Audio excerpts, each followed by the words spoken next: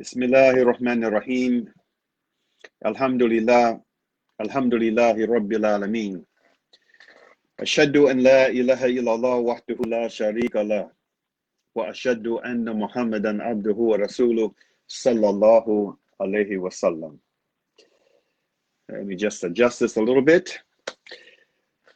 We want to welcome our friends and guests in South Africa, the United States, and around the world to this week's edition of A Conversation with El-Hajj Mauri Saalakhan.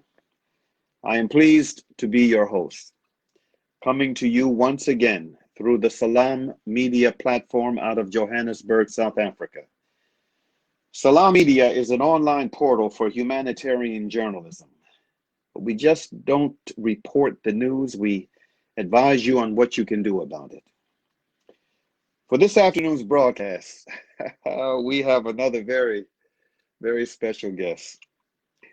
This one has an even more unique quality about her for a number of reasons. To begin with,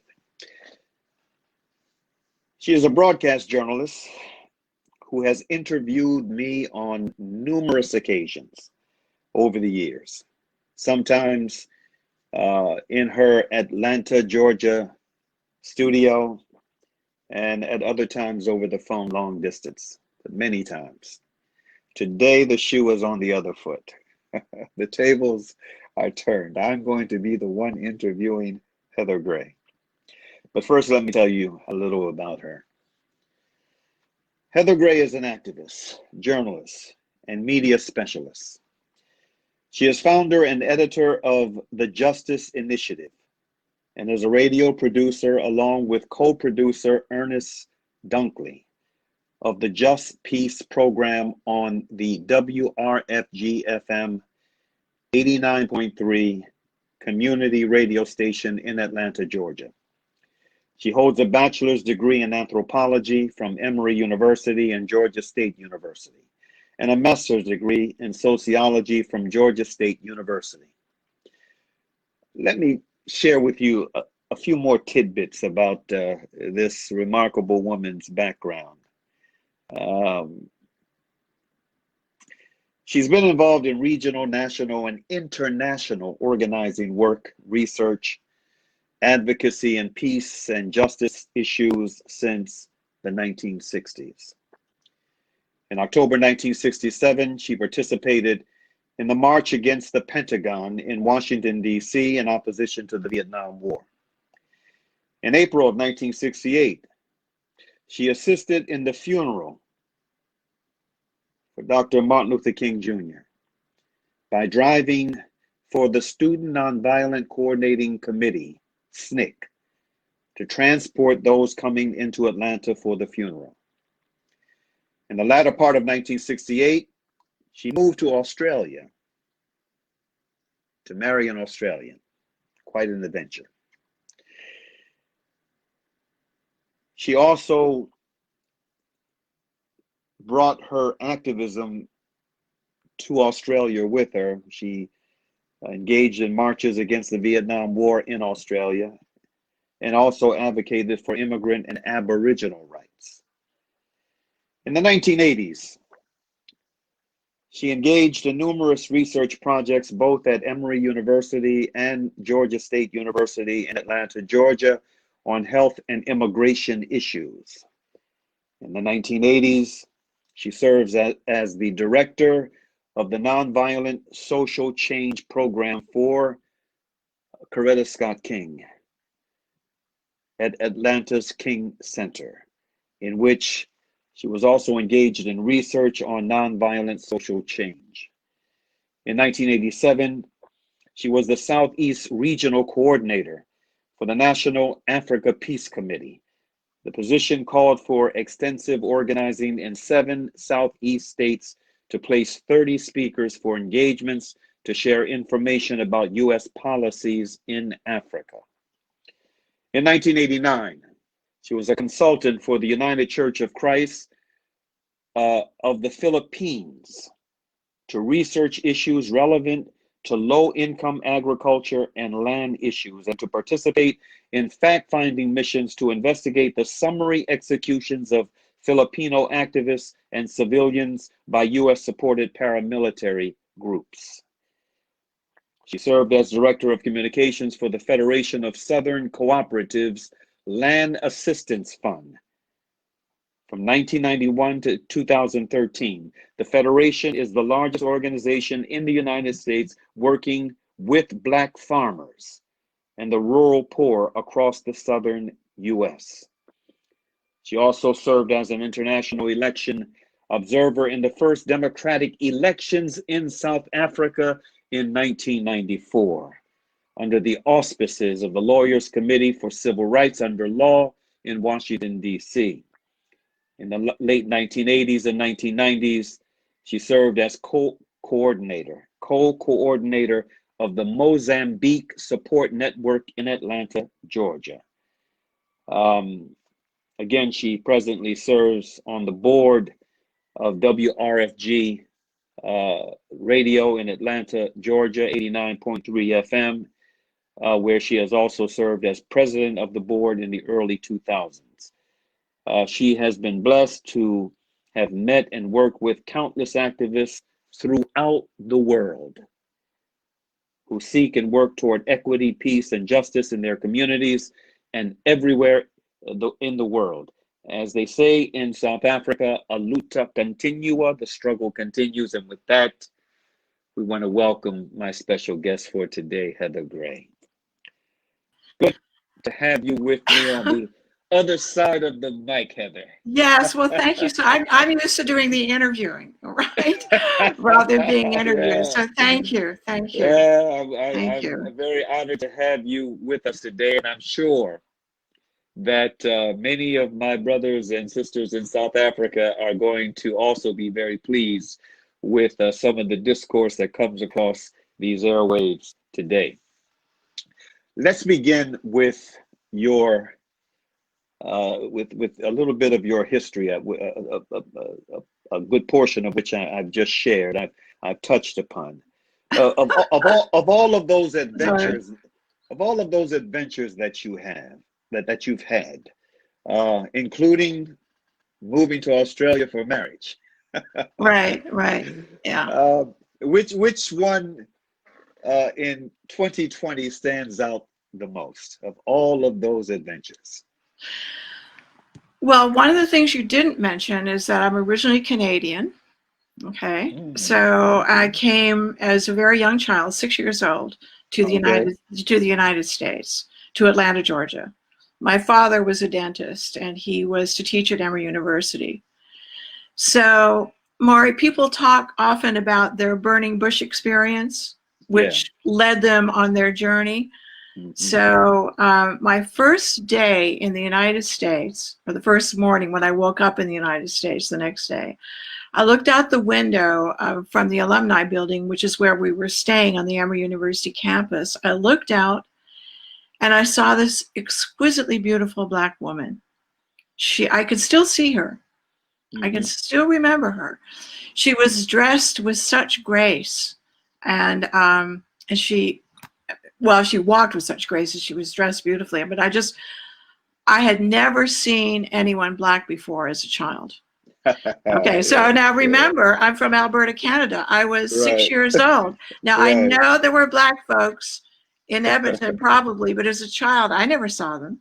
Right. So this was my first experience in seeing and being introduced to the Black community in the 1950s, actually. So she began my journey. She was my burning bush experience, because it didn't take me long to realize that Black folks were treated differently. I thought, what on earth is happening here? So my whole growing up experience was a consideration of this question, right? Exploring it. Yeah. And as Dr. King would say, where do we go from here? That was always my question and my exploration. It was interesting because in the 1950s, some of my high school classmates, they were white, or one of the classmates in particular. you know, there were all these Jim Crow rules you had to follow, right? You had to, if you were black, you sat in the back of the bus. If you were white, you sat in the front. Well, this white colleague of mine would always sit in the back of the bus. And then, as it turned out, a black friend of mine in Atlanta, who became friends of mine years later, he always sat in the front, right behind the bus driver. So, I mean, I'm just saying, always one way or the other, this resistance. And as far as Jim Crow is concerned, when I was a child, you know, in Atlanta, there was the Sears and Roebuck building, right, or store. So I remember going with my mother, Mauri, to the store. And at that time, in the 1950s, there were so-called white water fountains and colored water fountains. And I thought, oh, colored what? That's probably better. So I went running over to the colored water. My mother grabbed me and said, "No, Heather, you're not supposed to do that." But I'm just saying, you know, I'm just sharing some of these experiences that led me on my journey. And I think what's important for me to say is that I have been so blessed to meet and be and partner with, or whatever, activists who are involved in civil and human rights justice, whether here in the United States or, as you were saying, internationally. Now, another experience I had actually when I married my Australian husband is that we also lived in Singapore for a while in Southeast Asia. So that was a whole other experience for me as well. Go ahead, sorry. Heather, before you get to that other experience in Singapore, and let's come back to that. Tell me about your family. Were you an only child, or did you have siblings? No. There are 5 children in my family. I'm the second oldest, right? So I have 2 brothers and 2 sisters. So anyway, so that's it on that, I guess. So, but I need to say also that here we're a Canadian, we're a Canadian family. I have 2 siblings who were born in Atlanta. But one of the things that was also a blessing for me is that when I got involved in movement work altogether, my parents were very supportive. And that was also a blessing, Mauri, because I've talked with friends of mine, whites who are involved in movement work and working on civil rights, who were essentially kicked out of their families. I admire them for their ongoing work, but that wasn't the case with me. My family was very supportive, and as I said, my father was a dentist, right? So when he came from Alberta to Atlanta, he was very upset that the Georgia Dental Association was not integrated. And shortly before he passed in 1988, he told me about this experience. He said he lobbied to integrate it. And he said when the vote took place, he was the only one to stand. He said he'd never felt so lonely in all of his life. But the thing is, apparently, thanks to my father's advocacy, the Georgia Dental Association was one of the first professional associations to integrate ultimately. So he was proud of that as well. Okay. So alhamdulillah, that is something to to be proud of. Him being forerunner and being so alone. And I know that experience, to be so alone, so isolated in your struggle for equity. Tell us about that Singapore experience. Well, Singapore, okay, so we were in Singapore, actually, as I said. And this was in the middle of the Vietnam War. And as you'd mentioned, Mauri, I went to the 67 March against the Pentagon, right? Okay, yes. So this was in the early 1970s that we were in Singapore. And so in our apartment building, I was so blessed because there were all kinds of journalists living in our apartment building who were going back and forth to Vietnam to report on the war. And so one of my friends was Haya Wallace, who was married to Jim Wallace, who was a writer for U.S. News and World Report. So Haya had her own involvement in things, not so much as a journalist, but she was an antique dealer. So she said, and here this is in the middle of the war, Mauri, and she said, Heather, do you want to go and visit Saigon? I said, absolutely. So Haya and I went to Saigon in the middle of the war, mind you. Now, keep in mind, I did mention I had journalist friends, and so they had all kinds of contacts. Mauri, it was one of the most remarkable experiences for me. I just traveled the length and breadth of Saigon. You couldn't get out of Saigon given the war. But I also had an academic friend of mine who was teaching at the University of Saigon. And he was not American. He was from Southeast Asia as well. In fact, he was with a UN body based in Singapore for a while. He got so fed up with the arrogant Americans, he said, I'm leaving this. He went to Saigon to teach at the university to get away from that arrogance. I appreciate that. So I spent a little bit of time with him. And one of the interesting things also I did in Saigon was that I met with some of the American soldiers who has started something called the Shoeshine Boys Project. Have you heard of that, Mauri? I've heard that term.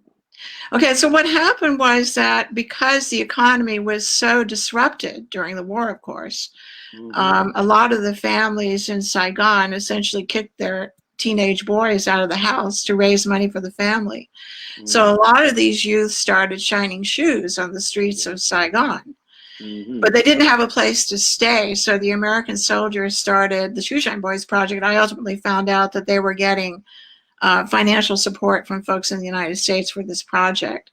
Okay. But I went, so they were renting homes in the back alleys of Saigon, so I went to visit some of this housing in Saigon. It was absolutely fascinating.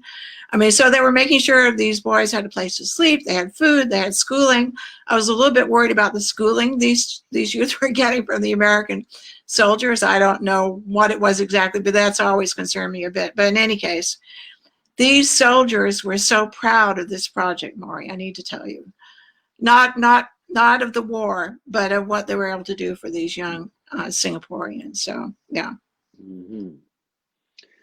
And so, well, you might appreciate this as well. I don't know if this is a place to tell the story, but as I was going back to Singapore, I said to Jim Wallace, do you want me to take something back for you to Singapore?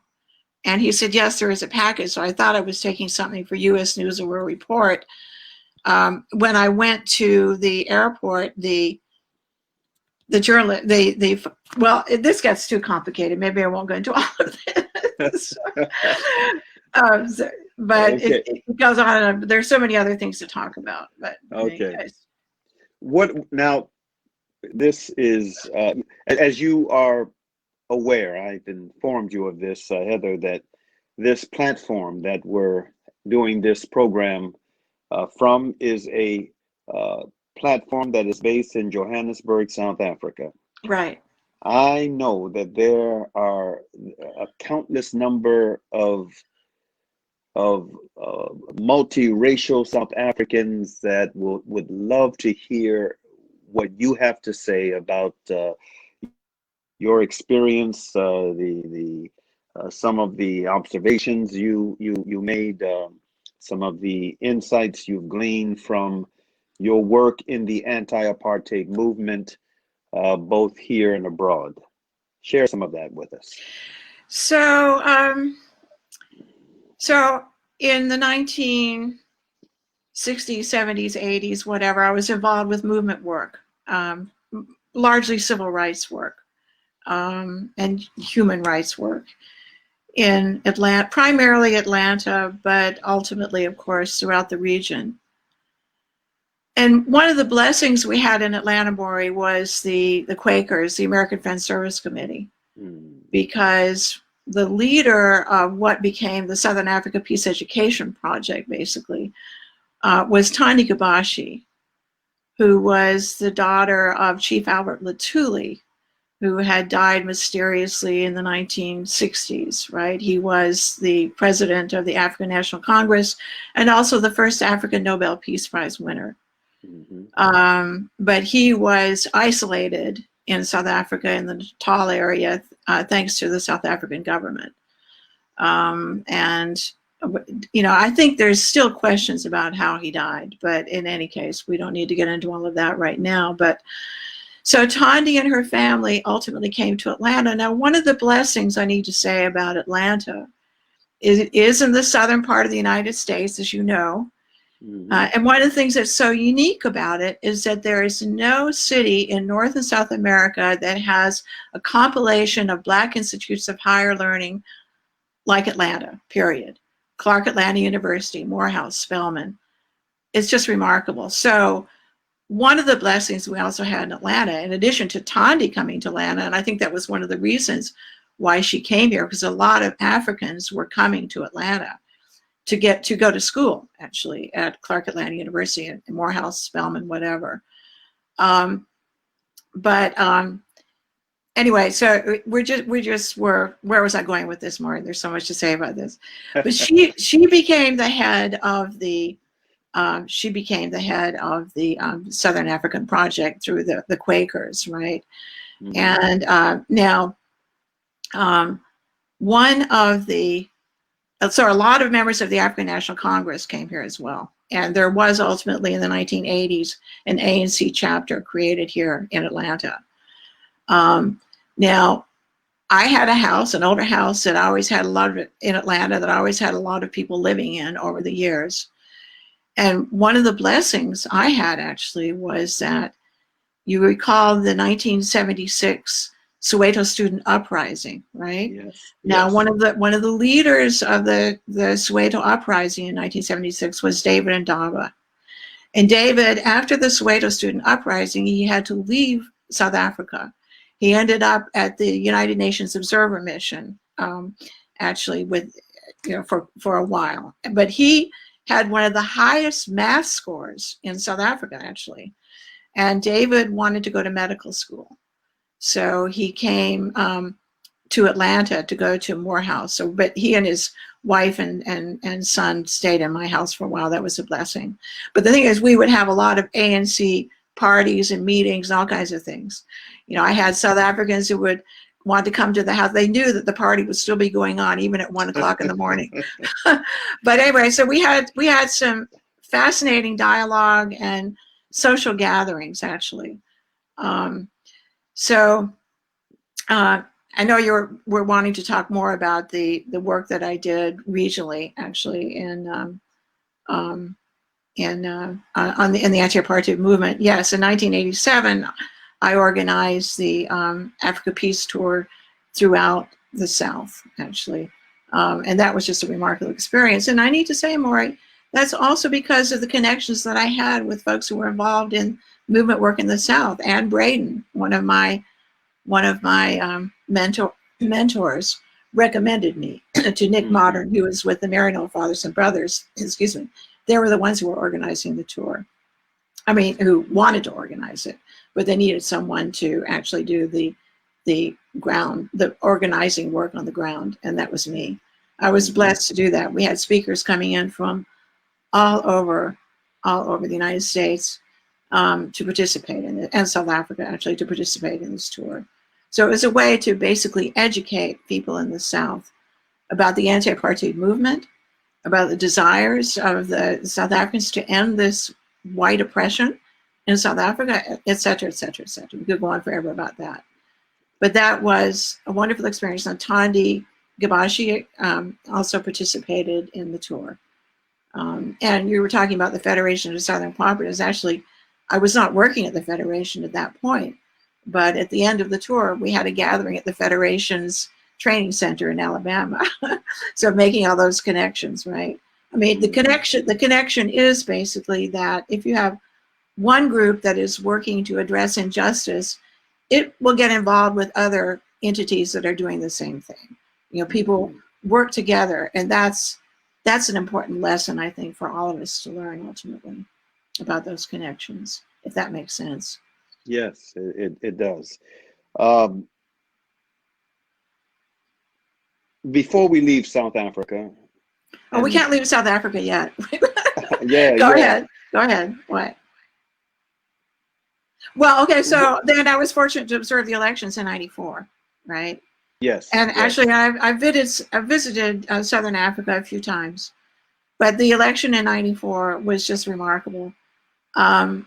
Before I left, I had some colleagues, some friends of mine who were involved in movement work. She said, "Well, Heather, are you ready to die?" I said, "Well, no, I can't say that I'm ready to die, but I'm ready to do what I can, in terms of observing this election. There were some rather dangerous experiences that I had observing the elections, but we got through it, and Mandela was elected. It was just one of the most remarkable experiences I had in my life. I did stay also for his inauguration, and Tandi Gabashi, my dear friend and colleague, was actually on the stage in Pretoria when Mandela was inaugurated as the president of the United States. She was on the stage with her mother, who was in a wheelchair, and I can still see them on the stage. It was a blessing. Now, for the young folks who are watching this broadcast, or who will see it later, I should note that we're talking about South Africa not as it is today. We're talking about apartheid South Africa, when apartheid was in its final throes. And to make a comparison, again, for the young folks who are watching, those of us who are paying attention can see just how violent even the atmosphere is. The atmosphere is in America today around the politics that are going on right now. These very partisan politics centered around this very partisan figure that occupies the Oval Office. Well, what was happening in South Africa back in the mid-90s, the early to mid-90s, it was like America right now on steroids. Many times, much, much worse. And the violence was open, and it was, as Heather just noted, I mean, there were very real threats that surrounded the elections that would see the ANC taking at least some vestige of political power from the apartheid government. And on that note,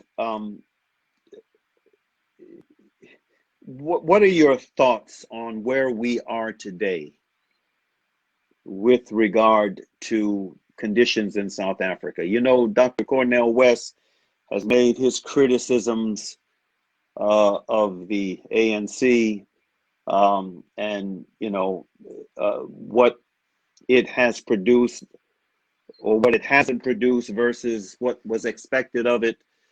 And others have leveled their criticisms. What are your observations on what's happening in South Africa today? What are your thoughts? Well, it's so hard to say. I think that one of the critical things, and it also applies to the United States and in most Western countries, period, Western controlled countries. Okay, Europe, the United States, Australia, New Zealand, I don't care where you are, is that the education has never, ever been adequate in terms of understanding economic systems, for one. I think a lot of what we're talking about here in the United States is capitalist exploitation. And it combines itself with racial oppression, which is one of the ways that the so-called capitalists in the world are able to make more money off of workers, etc. It's interesting to me, Mauri, that Donald Trump, here he's complaining about Howard Zinn, the 1619 Project on the New York Times. What has been good, I think, in the past few years have been efforts like the 1619 Project that are trying to educate Americans finally about the history of racial oppression in America. It's not something that is necessarily taught in the school systems. In fact, in the South, I've seen some school books that attempt to justify slavery, right? So I'm just saying that, well, let me step back here again and go back to Martin Luther King. That the steps of nonviolent social change, I think, are so incredibly instructive for people involved in the civil and human rights movement anywhere in the world. And the steps are primarily that you need to know what it is you want to be changed, right? You can't just go out and demonstrate. You ultimately have to give some kind of direction to what is important to address in terms of oppressive behavior by whoever might be in control. And let me give you an example of this, Mauri, because I was in the Philippines in 1989, and in the Philippines, I met some organizers who were in constant contact with the organizers of the Tiananmen Square massacre, right? Or the demonstrations before the massacre. So these organizers were telling me they were so concerned because these organizers of the Tiananmen Square demonstrations were not sure exactly what they wanted to see changed in China. So that when the Chinese government representatives came and tried to talk with these organizers, the organizers couldn't say what they want. And according to the Filipino activists, that is one of the primary reasons why there was ultimately a lot of violence, because there was nothing to negotiate. So Dr. King would say, or the organizers of nonviolent social change would say, okay, first you have to do a lot of research on what the issue is you're concerned about.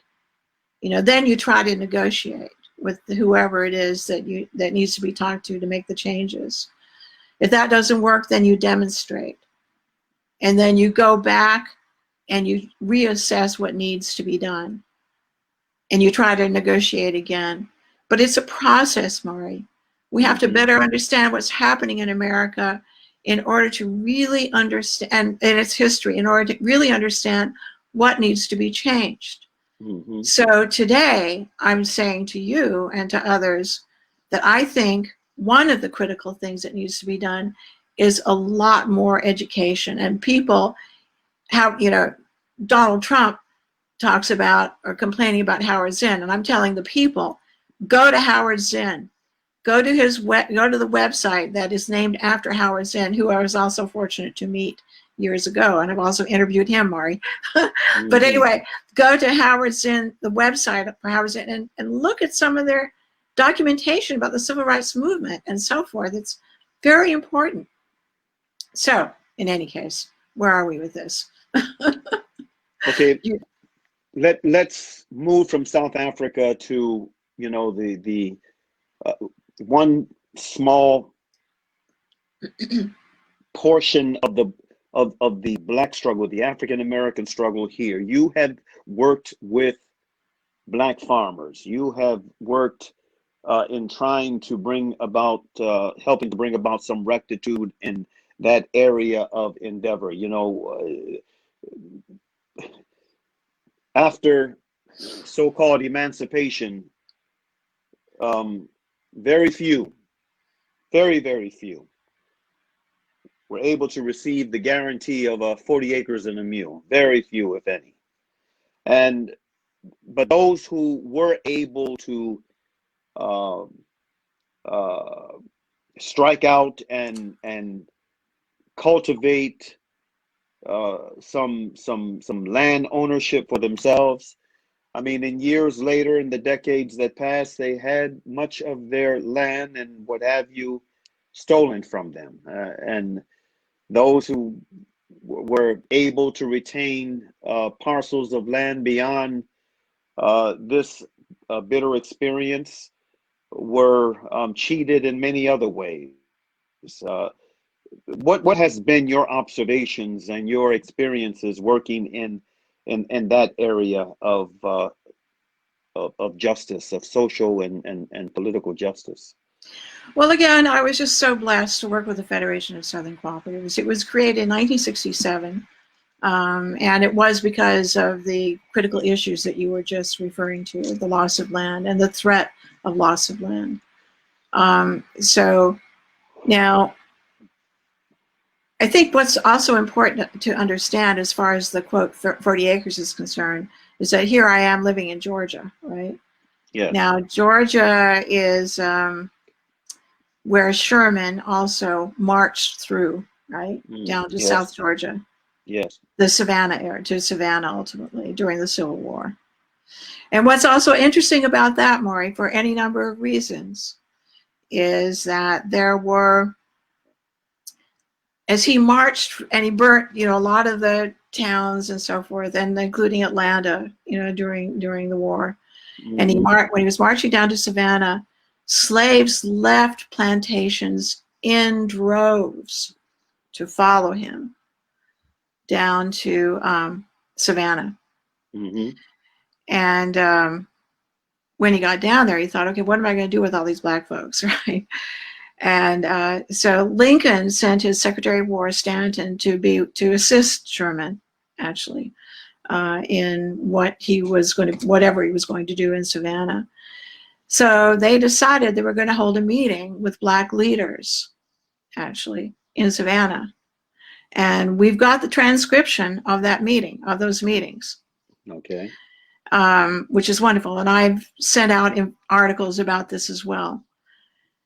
So in the meeting, Sherman ultimately said to the spokesperson, who was identified by the black community, actually, to serve as a spokesperson, what do you want? And so he said, on behalf of the other folks in the gathering, we want land. We don't want to have any white folks around it. We just want to have our own land, if possible. And so Sherman said, okay, good. This is what we're going to do. We're going to give you land that has been abandoned by many white plantation owners along the South Carolina, Georgia, and Florida Sea Islands.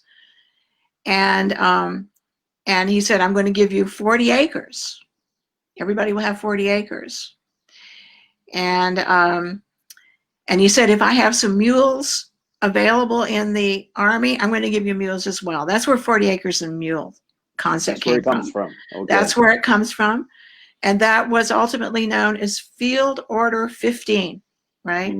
So yes. I need to say, almost immediately, black folks from all over the South tons of them started coming into that area to take some of the land, the land that was being offered them, right? But the problem was, it was not longer after that, however, that Lincoln was assassinated. Right. And the president who took his place, right, his vice president, rescinded Field Order 15. Right. But the concept is still there, of course, and people still talk about it. Now, there was a lot of land that was given to, that black folks were able to get in the 1860s, actually.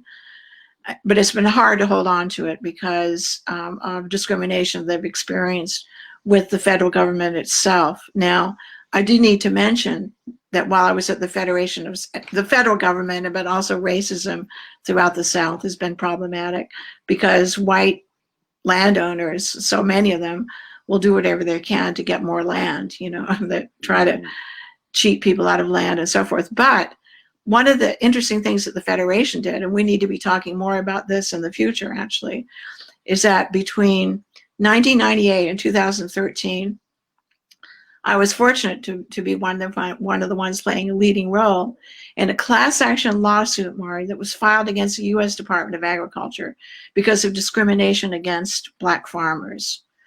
It's the largest class action lawsuit, and more than $1 billion went out to the black community. So we were assisting farmers in getting financial aid, basically, and money to assist them, whatever. I mean, so we were going all over the South to assist farmers. And then, so, I mean, it was just a remarkable experience. And what was also important to understand also is that not only did the Black farmers file their important lawsuit against the US government, this led to and inspired female farmers, women farmers to file suit, as well as Native Americans to file suit against the US government.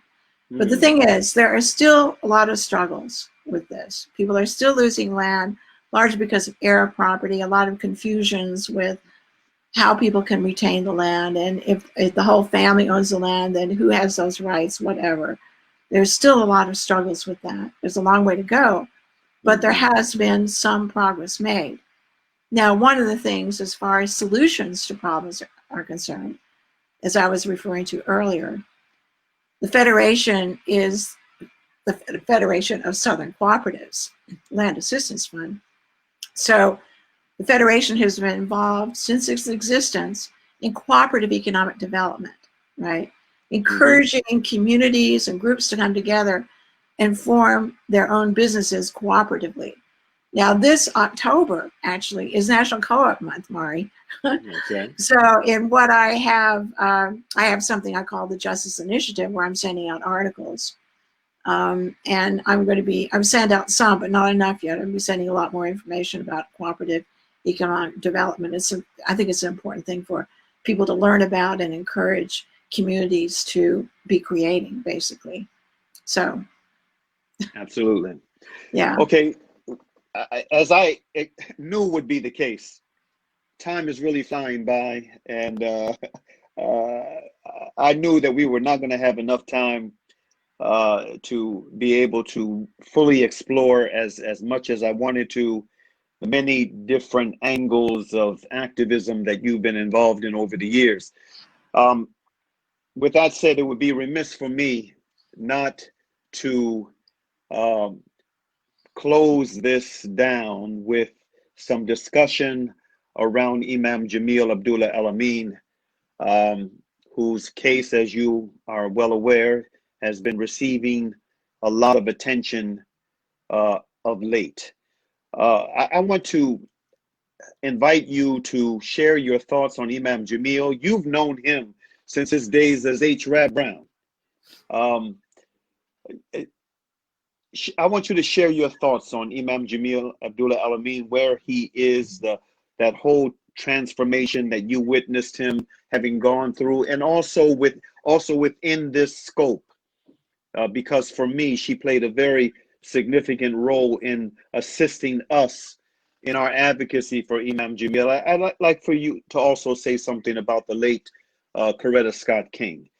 So, share some thoughts on both of them. And in fact, before you do, I believe, if I'm not mistaken, Heather, you and I first met when I first came to Atlanta for Imam Jamil Abdullah Al-Amin 20 years ago, in the lead up to Probably, his yeah, trial. that makes sense. I Makes sense.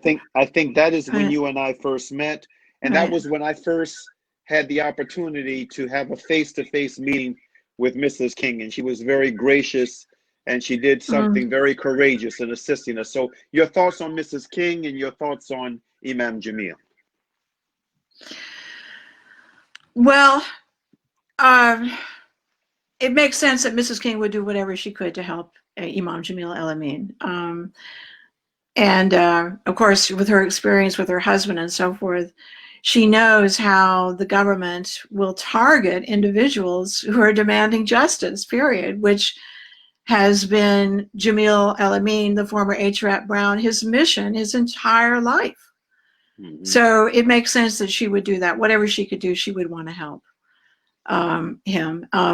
Now, I need to say, Mauri, that my inspiration also, as far as Jamil Al-Amin is concerned, is his brother, Ed Brown, who I was a very dear friend of, right, who passed quite a few years ago. But before he passed, he gave me the marching orders. He said, Heather, you have to do whatever you can to help my brother, right? He passed not long after Jamil was accused of killing this Atlanta policeman, actually in the early 2000s. So, all right, so where are we now with this?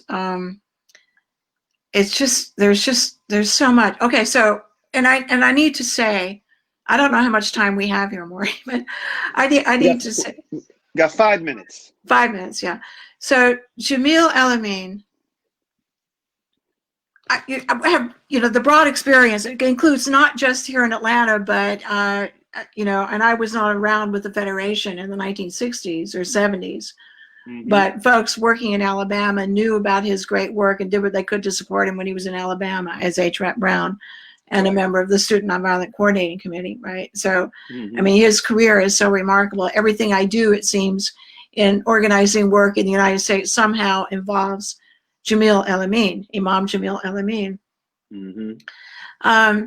Now, what's important for people to understand at this point is that when he was put on trial for killing this Atlanta policeman, which he always said he never did, and we already knew that Otis Jackson, who there is a video out now, admitted to the killing. We knew that then. Yes. But the corruption of the court here in Atlanta, which was adhering, I guess, to federal dictates, Mauri, refused to provide information that the jury and the world should have had when that trial took place 20 years ago now, almost 20 years ago now. To me, it's just outrageous. So now that there is more information, we have a video that's going viral, actually all over the place, actually, of Otis Jackson saying, look, I was the one who killed Ricky Kinchin. It was not Imam Jamil El-Amin. I won't go into all those details. You can find the details. They were saying that the person who killed Ricky Kinchin had been wounded. Jamil El-Amin was not wounded. Otis Jackson was wounded, et cetera, et cetera. So what we are now calling for, and he is in prison in Arizona, we're calling for his exoneration from prison altogether. Not necessarily a new trial if that's what's required, but basically calling for an exoneration. His son, Kyrie El-Amin, and his wife, Kareem, they're all calling for this, an exoneration. Let's get him out of prison, period. This is just ridiculous. It was just so unjust, the whole situation. And it's time for America to figure out a way to atone for this. And one of the ways is just... Looks like we're having some bit of difficulty here. Hopefully she will come back. We will have Heather back to finish that thought. But I wholeheartedly agree. Imam Jamil Abdullah Al-Amin, we seem to be at a very unique place right now with his case. As Heather just pointed out, there has been a tremendous amount of attention brought back to the case as a result of that video being released. And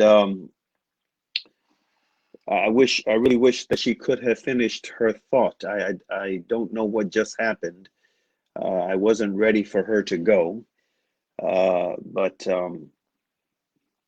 at any rate, we're going to have Heather back on sometime soon. We're going to have her back on because one of the things that we want to go deeper into exploring beyond Imam Jamil Abdullah Al-Amin, which she has a lot of information and insights to share on him. But not only him, we want to also talk about the very deep wealth of knowledge she has around the issue of Black farmers and their land, and this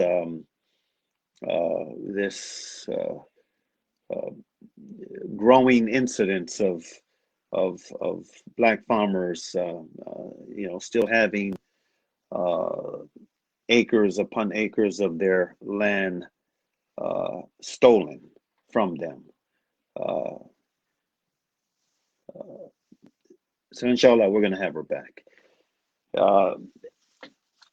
For now, since we have just 7 minutes left in this broadcast, I did want to bring something to the attention of our viewers in the final minutes of the program, of the broadcast. And It has to do with the event that took place yesterday, the online event, the Gala event for the Coalition for Civil Freedoms. Brothers and sisters, this is a small poster that we produced many years ago, many years ago. It has the faces of many former and current political prisoners. At the top, of course, are the two images, the two faces of Dr. Aafia Siddiqui, the image of her when she was healthy and free, and the image of her that was taken when she was mysteriously rediscovered or released and set up for a tragedy back in 2008, 5 years after she had disappeared. So we have those two images of Dr. Aafia Siddiqui at the top. And then we have these other images. We have Sheikh Omar Abdulrahman, who is now deceased. We have Imam Jamil Abdullah Al-Amin, who is now in his 20th year of imprisonment. We have Dr. Sami Al-Arian, who is now released. He was a political prisoner for a number of years. He was part of that broadcast yesterday. In fact, he is the founder of the Coalition for Civil Freedoms, also known as the National Coalition to Protect Civil Freedoms. Our brother is now residing in Turkey and doing very well. We have Dr. Ali Al-Tamimi. He is now free, well, conditionally free. We have Dr. Tariq Mahanna. All right, Dr. Tariq.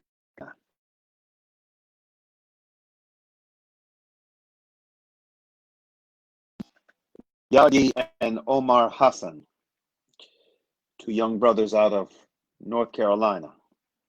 We have Ahmed Abu Ali. His sister was one of the presenters. In fact, Ziad Yagi's mother was one of the presenters yesterday, one of the impacted families. And we also had the sister of Ahmed Abu Ali, Sister Mariam, who was also had a role to play in yesterday's broadcast. He is still in prison.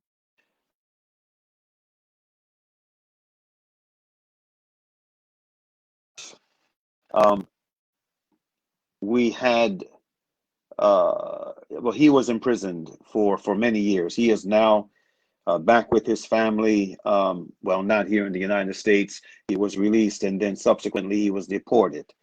He has been deported back to his home country.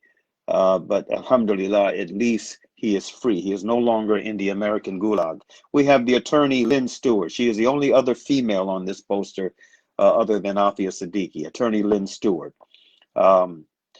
She has passed on, but before she passed, alhamdulillah, this former political prisoner who was imprisoned for no other reason than she spoke and defended to the best of her ability the blind Sheikh Omar Abdulrahman and violated a SAMS order and ended up being not just civilly punished, but criminally punished.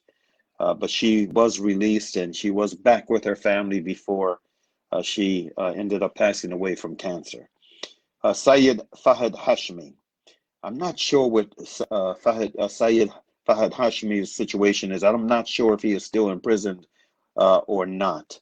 Then we have Shahawar Mateen Siraj. He is still imprisoned. We have Ali Assad Chandia. He has been released. We have Zacharias Moussawi, who is under a life imprisonment term. He was supposedly, according to the government, the U.S. government, he was the hijacker in the the missing hijacker. He was the one that was supposed to have been a part of the hijacking team, according to the U.S. government, according to their scenario, and for even being missing in action, supposedly being a part, supposedly, he was imprisoned under a life imprisonment term. He is in the Supermax prison in Colorado.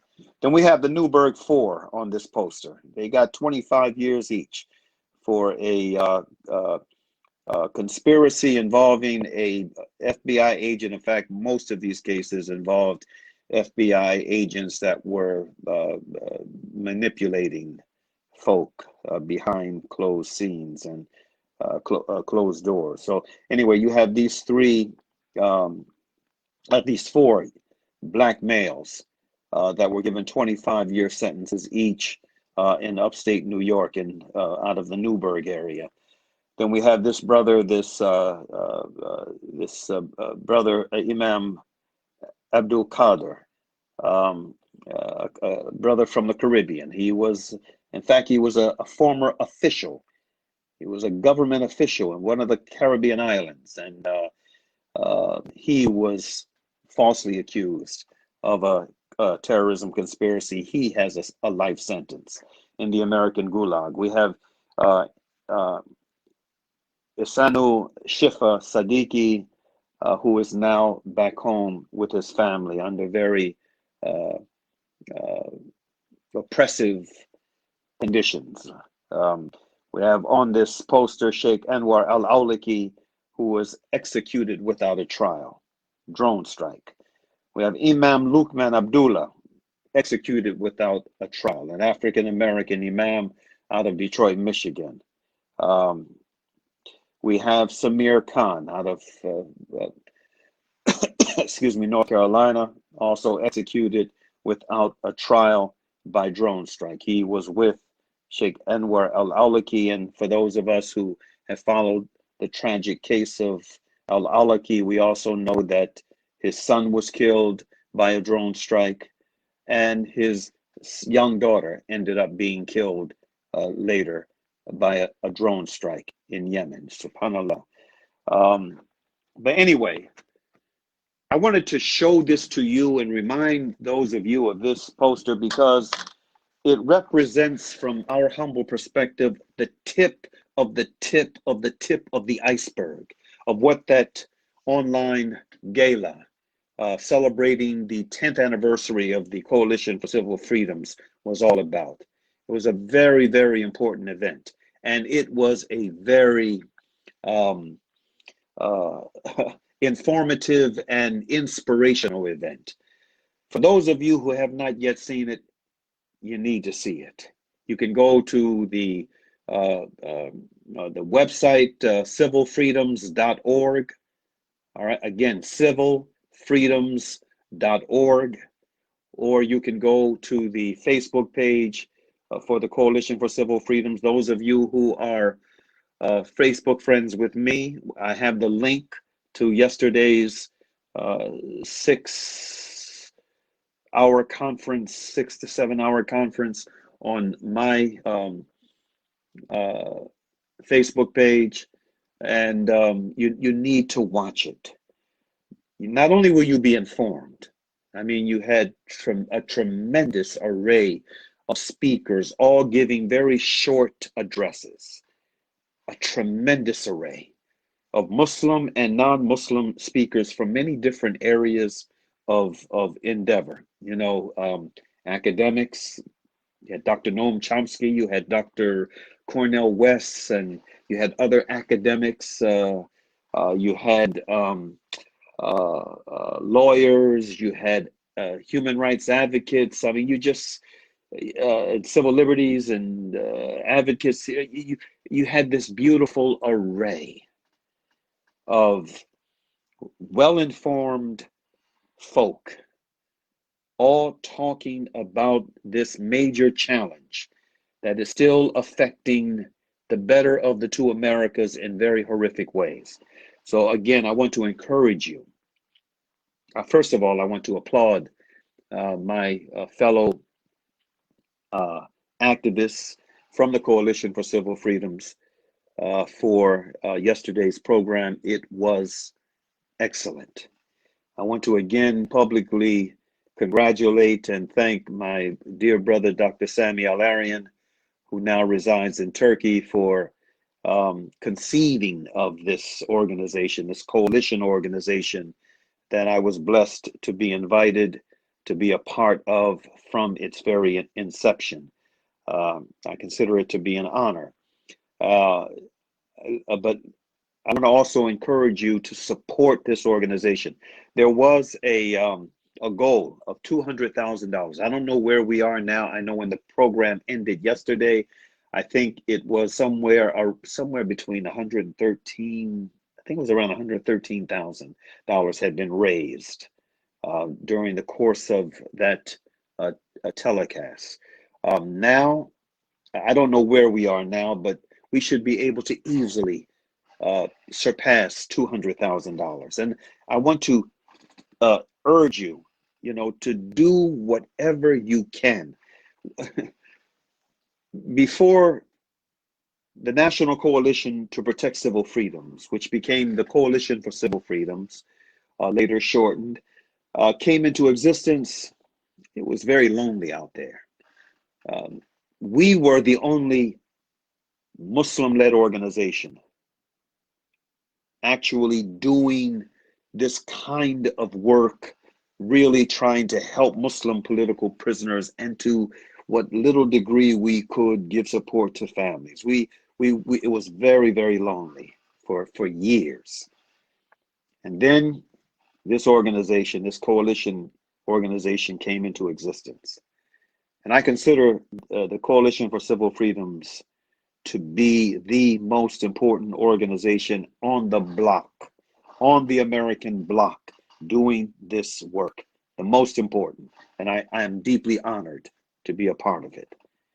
And so, without any hesitation, without any reservation, I urge our supporters, those of you who have sustained the Peace Through, what used to be the Peace Through Justice Foundation, now the Aafia Foundation, have helped us all of these years do the work that we've been doing. We ask you to also support this organization. If you haven't already made a donation, please do. You can go to civilfreedoms.org, or you can access them through our Facebook page. With that said, may Allah Ta'ala bless the rest of your day, those of you who are in the same hemisphere as I, and for my brothers and sisters in South Africa and any other part of the world that is now in the period of night, and you are going to be going to bed soon. May Allah Ta'ala bless you with a peaceful night's rest and a happy morning's rise. Peace be unto you. Assalamu alaikum.